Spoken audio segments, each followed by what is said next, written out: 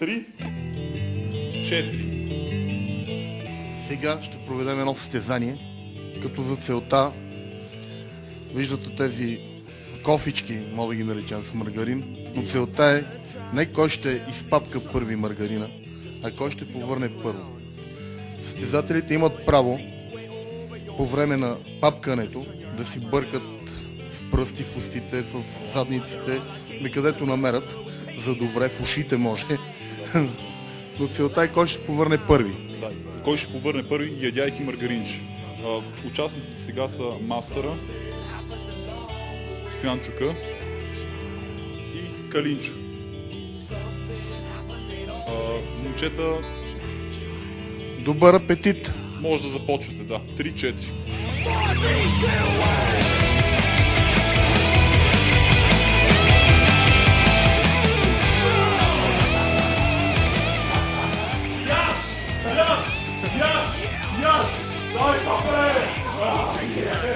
Папкайте, папкайте!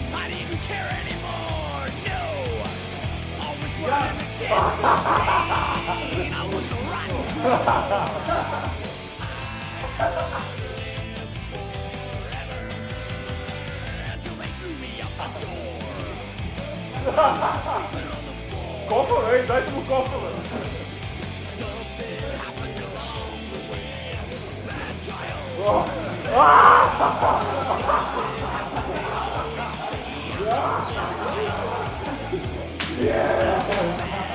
Още може, не се счита, продължавайте.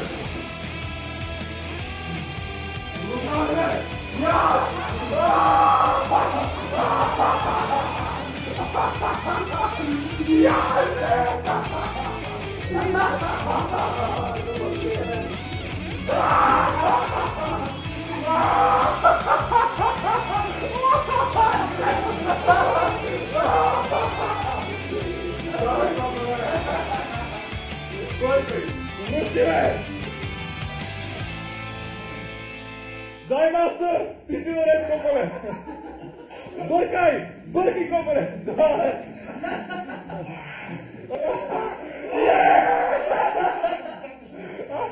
Дай, бе!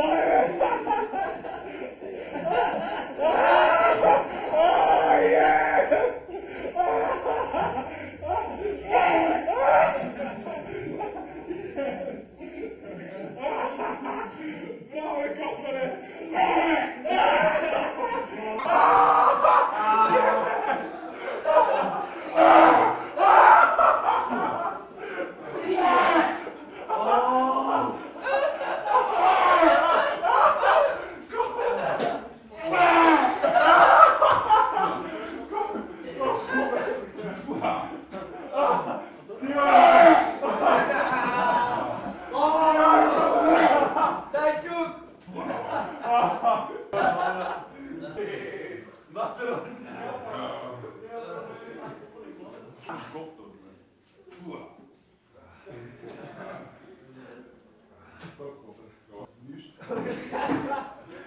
Аз по едно време си помислих, че се задави, бе, братле. Не, бе, брате, Не си, нали?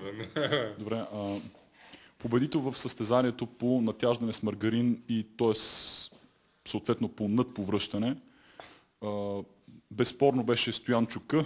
Той успя най-качествено да се издрайфа, както всички видяхте. И искам да те питам, братле, по едно време помислих, че се задави и ще умреш. Имаше ли нещо такова още? Как се чувстваше по време на... братле, преди време щех да умрем, сега щех да умрем, но оживях, братле. Разкажи за драйфането, за самото драйфане, братле.